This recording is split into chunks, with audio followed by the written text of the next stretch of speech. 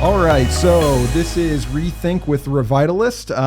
This is our podcast here where we talk about, different things affecting the mental health community, affecting health in general. And we have different guests, especially, when we have our athletes here, it's always a great time because we get to see kind of the background of health in pro kind of athletics, in that really tight-knit field, but also what they're doing after that, what they do at home, what they do to kind of break down their care. And so we're going to be talking today with Mike Wegzyn, and he's going to be, breaking this down for us and letting us know a little bit more about him.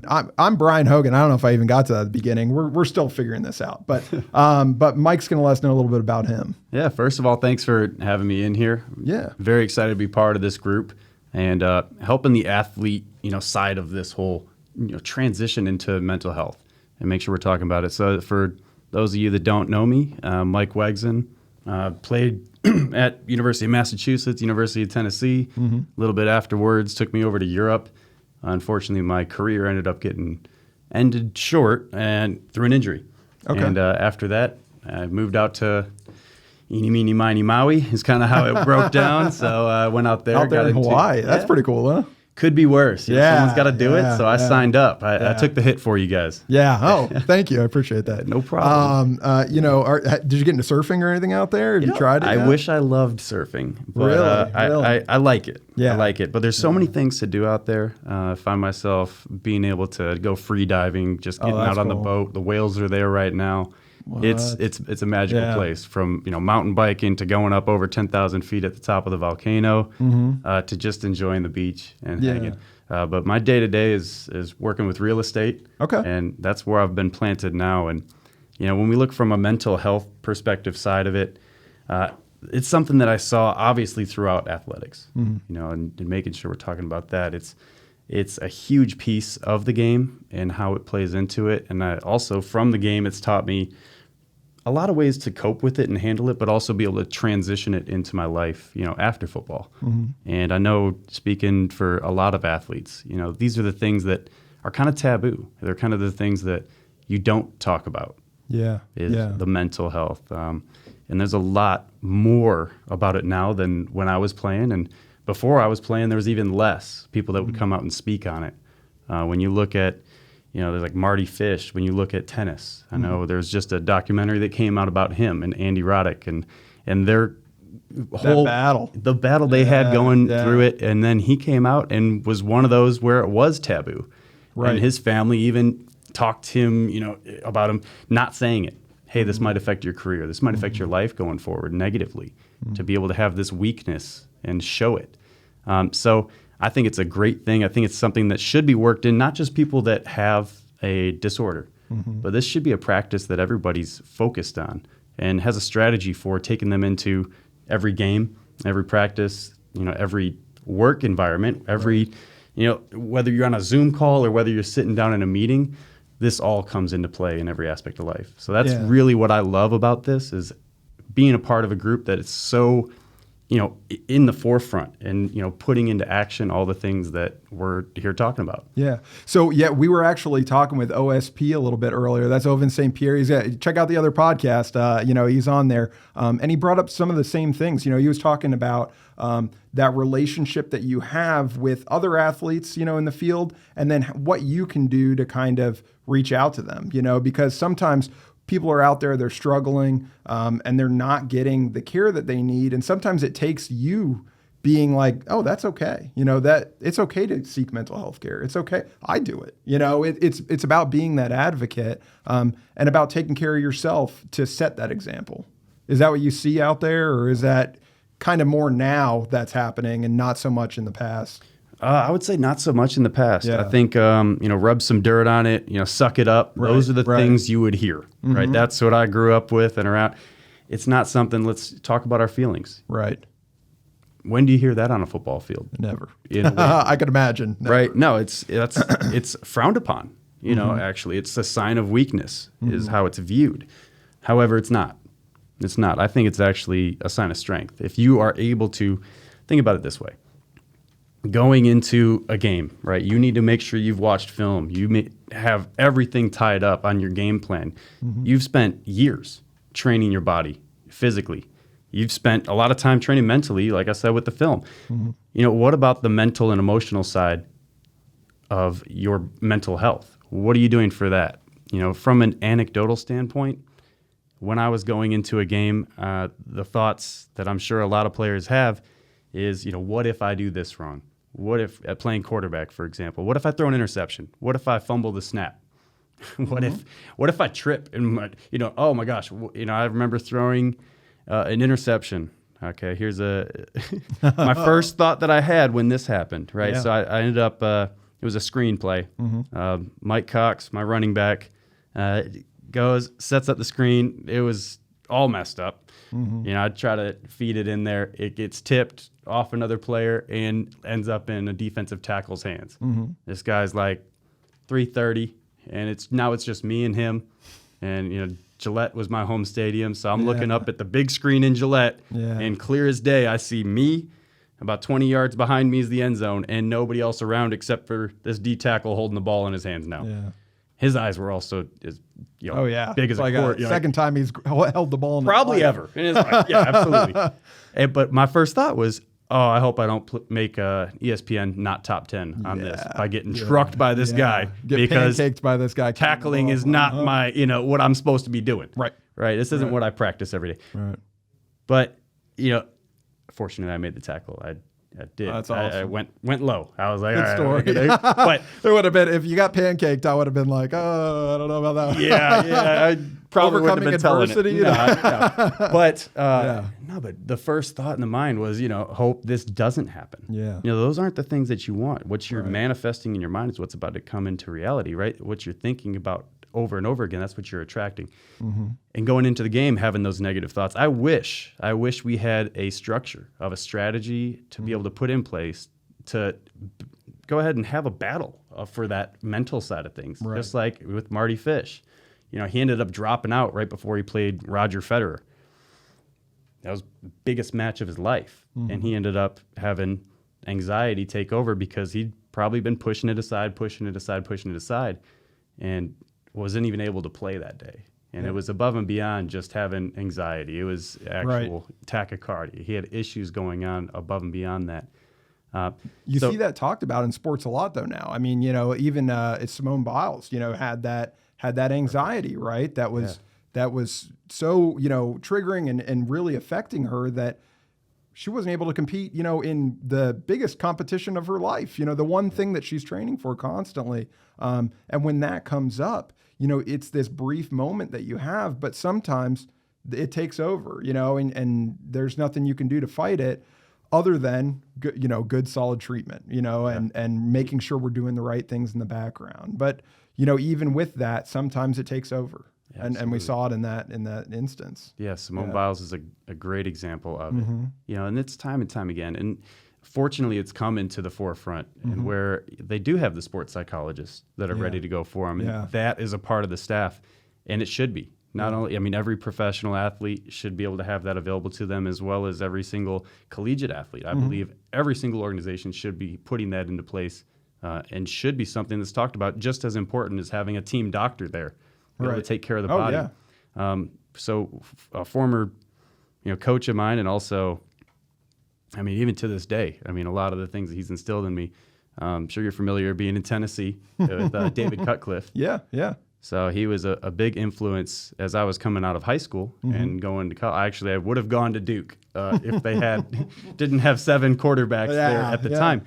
But talking with him, sitting down at breakfasts and dinners and going through different practices with him, and we talked once a week on the phone. And I still, to this day, I could probably give him a call and he'd answer. That's awesome. But being able to take a lot of what he taught, which was a lot of stoicism, is really looking back at it, where he was pulling from. And that's a big part of, I think, what helped me playing quarterback is adapting those, and putting those into practice there. And then also taking that same stoicism philosophy and transitioning it into life.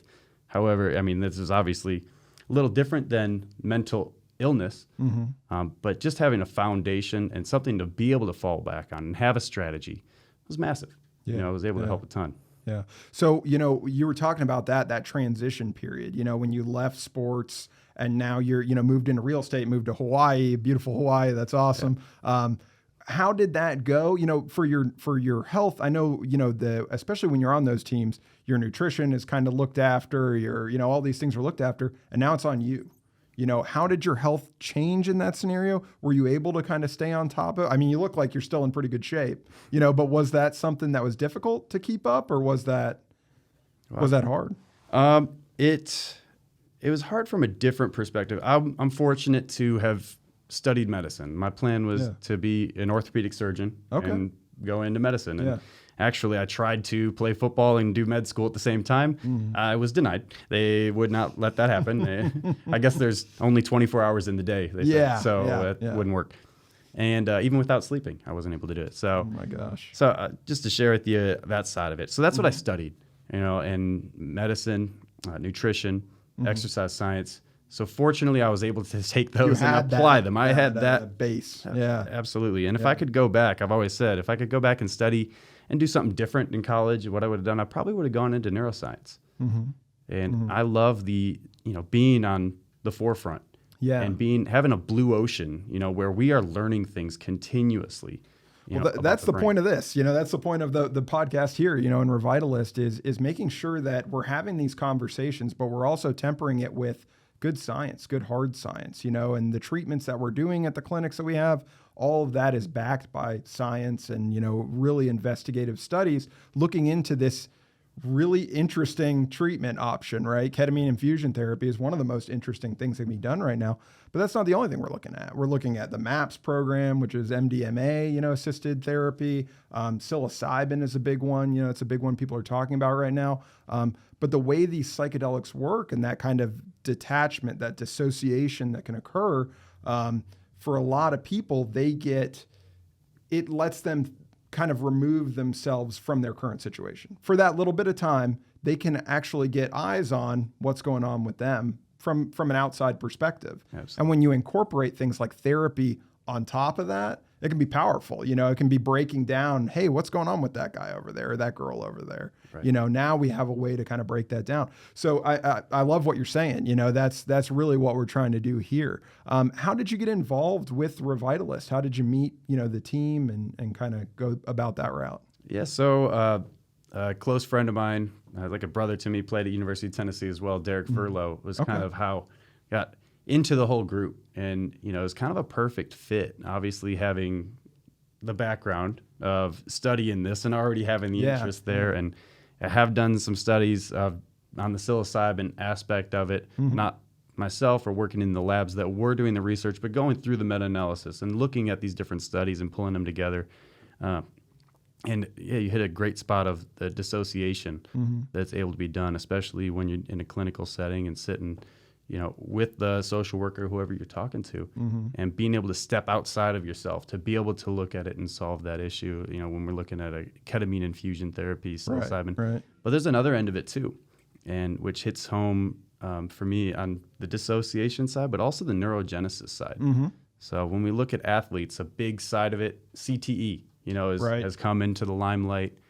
Being able to have now another mechanism and combine that with the therapy to be able to have neurogenesis, to have the neuroplasticity of building these new, pathways in our brain to be able to cope or overcome a lot of the damage that's been done from that, and to the side of having, in my family, have a family member having Alzheimer's. That's another side. I think this would be great. Yeah, there's some really interesting studies out there about Alzheimer's. One that I was looking at that was amazing. It happened a few years ago, but Arizona State University did this study looking at Parkinson's disease. Yeah. And, when they were doing that, they were like, okay, how's it going to work for the dyskinesia with Parkinson's? This shaking, that in late stage Parkinson's causes pain. It's very painful for the patient. What can we do for that? So they had a drug called amantadine, kind of works on the same receptor as ketamine. It works on this NMDA receptor. They were like, well, why don't we try ketamine? Let's see what happens. They both work on the same receptor, right? So they did that. Well, not only was it providing the relief from the dyskinesia, but also these people that were late stage Parkinson's that had depression because of their chronic illness were feeling a lot better. Yeah. And you're like, whoa, and now it's kind of a two birds thing. And that's, one of the studies that kind of blew me away. And then, like you mentioned, the Alzheimer's studies and things like that, when we actually have these medications we didn't know were causing that synaptogenesis, that growth of these neurons. Yeah. Well, probably around the same time that study was coming out, I was fortunate enough to work in a hospital at University of Colorado's, their hospital over in Denver. And I was working in physical therapy. It was the practice I was doing there. And so I'd been fortunate to do inpatient, outpatient, working in sports therapy, which I was most comfortable there, obviously, with my background. But also I was able to get into the Parkinson's clinic and work with some of the Parkinson's patients there. And so that was there was talk of all of this, and okay, how could we able to be combating this? Because we have no way to combat it. Right. At least then we did not. Right. So yeah, that was another side. When I heard about what we were doing here with ketamine infusion, and again, on the realm of neurogenesis, when we're able to build those new pathways and then link those with the therapy. Gosh, and that research shows great. and that third arm of it too, when we have the mental health. So we talked about that. We talked about this neurogenesis and some of the things that's going on. And then for chronic pain treatment, that's another thing that a lot of clinics out there look at treating with something like ketamine. And that's because a lot of those pathways run in similar tracks. You can imagine when people have chronic pain and depression, they look a little similar, centrally it looks pretty similar. It's your brain's way of recognizing a signal that's not going away, right? That signal is just repeat, and it doesn't have that inhibitory kind of factor. And so with chronic pain, neuropathic type pain, we see a lot of good treatments too. And it's just, wow, when you have something that's working on so many things, and since 1970, we've had this drug, it's been quite a long time. And we didn't know it did any of this until, not that long ago, And so to be on that forefront of that research with such a great team, and to get to know people that are interested in it too, that's why I came along. That's why I was like, whoa, this is something Katie's building that's really interesting. Oh, absolutely. Yeah. And obviously I am not a doctor and I don't pretend to be one. However, having studied it, this is definitely, I have a passion for it. And so with this, I hope this podcast, I hope, the company and what we're constantly working on day in and day out, is to be able to get this to the people that need that help. And when I say the people that need this help, I really think everybody can be helped by some facet of this. Like I said, when we're talking about athletes, it's pretty evident that there's a mental battle, and I go back to, David Cutcliffe and what we talked about with that was your him. therapy at the time. At that time, that was the therapy that I needed. And that was a small piece. That would kind of be where the first step is. It's doing that mental training. It's having, not only the mental fortitude, and they call it, being strong mentally. It's more than that. It's having the strategies in place. It's having, the mechanisms and the people to be able to talk to and communicate with it. He always said there's two things that you have to train, and obviously we talked about being a quarterback more than anything else, but every position, in every facet of life, every business, you have to have this to an extent. But as an athlete, you have to have your neck down. Neck down training you've got to have. You got to be able to put the ball where it needs to be. You have to be strong enough to be able to probably not hitting too many people, hopefully, unless you throw an interception to a D tackle like I did. But also, I love that story. You got to endure the hits. Yeah. I'm glad you love it. Yeah. Wasn't the most fun for me at the time. Tackle. No. Oh, yeah. My eyes were probably just as big as his eyes for catching that thing. And I can't imagine what my coach thought at the time. He's like, "Oh boy, this is it. Well, let's pull him. He's done after that." Yeah. But you have to do the neck down. That has to be done. It has to be there. Ovens, like you mentioned. Yeah. You mean look at the dude? Yeah. Right? He's about to go into a fight. And you have to few be, weeks, peak physical form. Yeah. But also he has to know, what his opponent does. Know that inside and out. So you're training the neck up. Part of that neck up is making sure that your own mind isn't going to be combating yourself. That's all. That's something that's what OSP said. You're right on it. He was talking about too, that if you're battling yourself for the fight, what you're thinking about, now you're fighting two people. That's right. And I'm sure you ran into that too, playing football. It's like, if you're so in your own head, and maybe you had a bad pass, maybe you handoff didn't go the way you wanted it to, you can't think about that. It's on to the next play. Snap it clear. You're going to the next one. Yeah. We used to say, snap it clear. In business, it's the same thing. In sales, you have a term, next. Look, you're not going to sell every single, meeting that you sit down with, every single showing. Clearly, it is not going to sell. Right. But what do you do from there? What do you do when you get punched in the face? What do you do when you fall flat? Mm-hmm. Well, the person that succeeds, they're not, this great success. They're a person that's failed and failed and failed and just tried one more time past that failure. They're a failure that did one more rep. Right. Yep. So that's what that is, And so what do you do from those? It's bouncing back, and so I think, both athletics, and obviously I'm biased. I think, football is probably, in my mind, it's the best teacher of life that there is. And I'm super fortunate to have that. Maybe the only better teacher of life, I would say, would be the military. Okay. Football, you have the team, you all need to be pulling together. You have people from all different walks of life. There's a lot of similarities there. There's a lot of contrast, between the two. There's a ton. Yeah, there's a ton. And I think the obviously dire consequences, they definitely, in the military, they have a little bit more than that. Right. But the camaraderie aspect, that's a huge piece. And then being able to have that mental resilience and mental strength to go through it. And I can't say it enough that I think that, talking about it and having that resource available to you and seeking help for your mental state, it's not a weakness, that's a strength. I actually was fortunate too to go to, when I was getting recruited, you visit every single college, right? You go to these places, they treat you like a king, and then when you get actually to the school, it's a little different. So they take you, show you the ropes. They show you the best place to eat. They take you out, pay for this, pay for that, walk you through the facility. This is all of our accomplishments, all the trophies. Here are the rooms. This is what the day-to-day looks like. When I was at the University of Oklahoma, this was the only place that had this. But we walked through, and they're like, all right, this is our meeting room. This is the war room, right, where we can go through, you see all the recruits on the board. This is where you sit. Here's, dining area. This office. Oh, what's this one? This is for our sports psychologist. As a freshman, you're going to have once a week a meeting with the sports psychologist. I was like, what? Sports psychologist? Yeah. I was like, we didn't do that. That makes sense. I did. I stopped for a second. I was like, that makes a lot of sense. Yeah.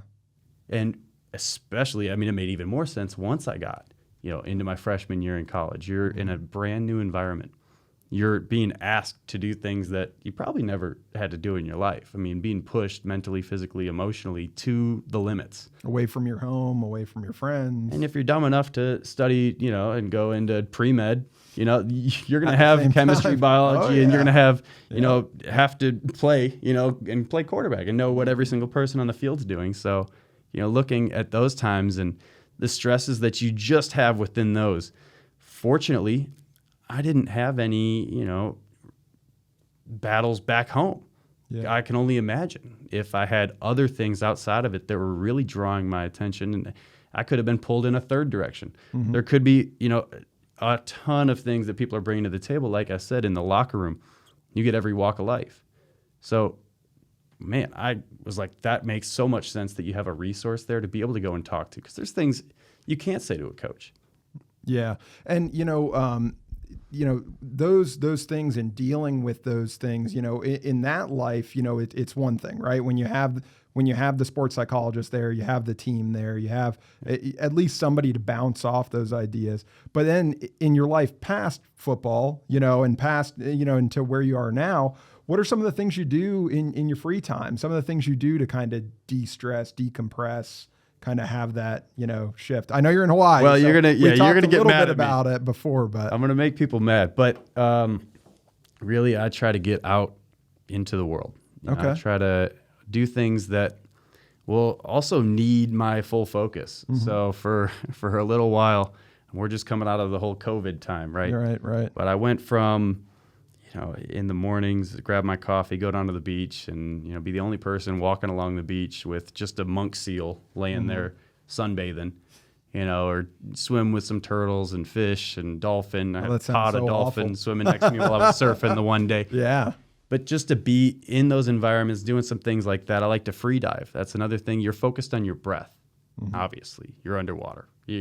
Some people, wouldn't be so comfortable there. Right. I also was not comfortable there. This was something that challenged me and took me outside. How long did that take you to kind of get into? And I was.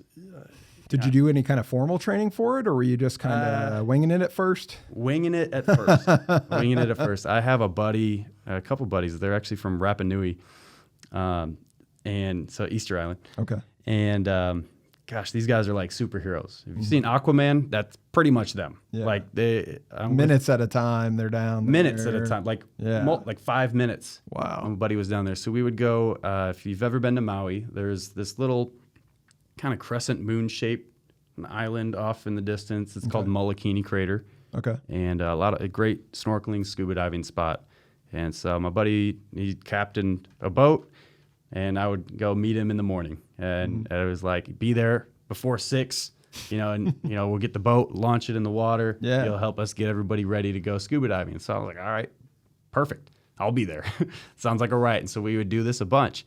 I would show up, help get everybody going as we're boating everybody out to Molokini, and we would go ahead and start free diving and practicing there. And hundreds of feet deep. And I go down like 30, 40 feet. Got to come right back up. Down like 30 or 40. And we weight ourselves down. You put on a lead necklace. Same thing with a belt. So you can super long flippers. So that way you can guys have conserve. those, Yep. So having some nice flippers on. Yeah. And it's all about conserving your oxygen. So you have to be focused on that, but also putting yourself into a state where you're doing something, being comfortable, being uncomfortable. I'm sure you've heard of that.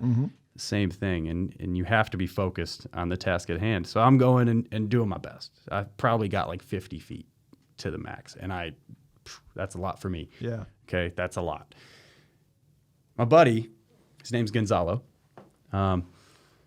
He's like, all right, he's diving down hundreds of feet at a time, coming up, I'm going down 100 feet again, just hanging at the bottom, waving. I'm like, how does he do this? And then he looks at me and he goes, hey, I'm going to do a negative dive. You got my back, right? I was like, first of all, I don't know. What's a negative dive? Yeah, what is that? Explain. He's like, it just means I'm going to breathe out all my oxygen and then I'm going to dive down. I'm like, nah, that sounds like a bad idea. I would tell you don't do it. And also, no, I cannot dive. I can go like 40 feet, and that's like 200. I'm like, I don't have your back. He's like, all right, I'm going. And dives.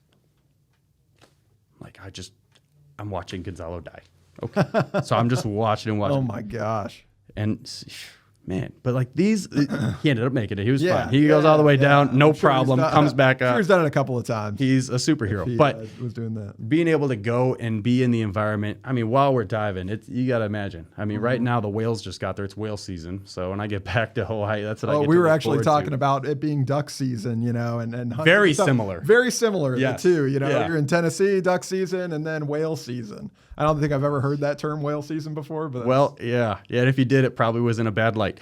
So they go there. The whales, they swim there in the warm waters. They go from Alaska to Hawaii, and they have their babies in Hawaii. Okay. And so while they're there, these babies grow 200 pounds a day. Yeah. So big babies. Super massive. So it's magic to be there during that time. But while you're diving around you, like they can swim in. There's nothing holding them back, right? You're in their home. Yeah. But it's absolutely majestic to see these things swimming through the water. And if they're within a mile or two, like you'll be able to hear them singing, like crystal clear, just like you think they'd sound. I won't do my Dory whale impression. There you go. Nailed it. Yeah, you've been. Something like that. You've been. Yeah. Something like that. But it's amazing. So but cool. Getting into those environments are definitely the things that I like to do. For a minute, it was mountain biking. And again, there's so many things you can do out there. Almost killed myself a couple of times mountain biking. But just to be able to go do that, be in that environment, it's absolutely a blessing. So for a mental health aspect, well, I love that. I love the, the correlation kind of thing we can draw there too, being in that vast ocean, being in that big space, and mental health feels like that sometimes. Feels like you're alone out there. Feels like you're, diving into that dark water, 100 feet down, 200 feet down.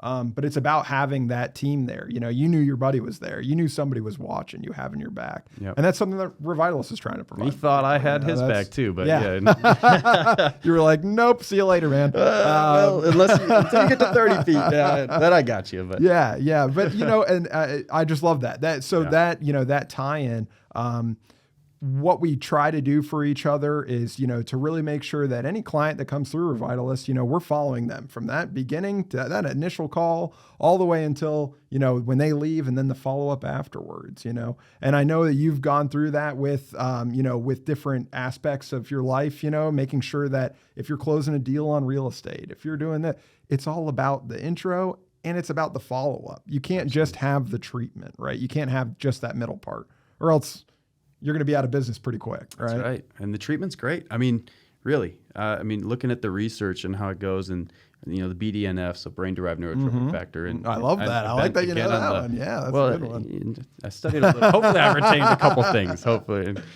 some days more than others. Neurotrophic factor. It's and for the people out there too, it's a growth factor that's released when ketamine interacts with that NMDA receptor. Yep. There's some down signaling, some mTOR pathways, all these things, right? Look at you go. Man, I can do this all day. And so at the end of that is that what you just said, that brain-derived neurotropic factor. That's what's actually causing that synaptogenesis, that connection, between those nerves centrally. Yeah. In some studies they're showing that can stay around for a week, couple weeks, after the treatment, which that's fantastic. And having that elevated for that amount of time that's a huge result from that therapy. But obviously, these are things that need to be continuously worked on. Just as if you're working out, you're not going to get in shape by working out once. Right.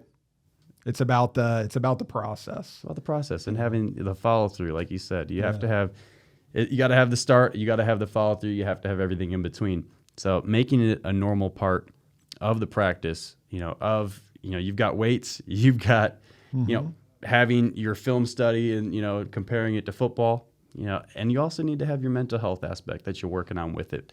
Now, the way of ketamine working into college athletics, that's obviously one where I don't know how that would necessarily work at the current time being. Right. With exactly. All of it. Yeah. However, definitely when players are out and transitioning into normal life, and not everyone will need that. Exactly. Not everyone will need that. That's what we're here for too. It's about figuring out where you fit in that paradigm. Are you somebody that is just seeking treatment and maybe you don't kind of qualify for treatment and what we'd put in, because there are other therapies that might be more effective for you. Exactly. That's what we're here for too. We're here to tell people maybe this isn't for you. And you have to be able to do that. You have to be willing to do that. Well, talking with you, Mike, is there any kind of last thing you want to put out there about, anything you're doing, anything coming up, or, anything to close with? I would just say I'm excited to be part of Revitalyst and part of this group. I'll definitely be in the works here as we move into the future with it. And I'm excited for everything that it holds. I really hope that we can, impact and inspire and change some lives as we move forward with it. And that's really what this is about, is giving back, making sure that people ahead of us, have a better foundation and a resource than what we had in the past to have to go through it all. And really, I'm excited to be part of it. Awesome. Well, that was Mike Wegzyn, here doing his thing, making sure that he's, and I hope you come back. I hope you do this again, I'll definitely. Be back. And we'll talk more about the BDNF and do that again. That was awesome. And so that's going to be it for Rethink with Revitalyst for this episode. Listen to the outro. We're going to have a few links for you to follow. And then we'll see Mike again soon. Absolutely. All righty. Thanks.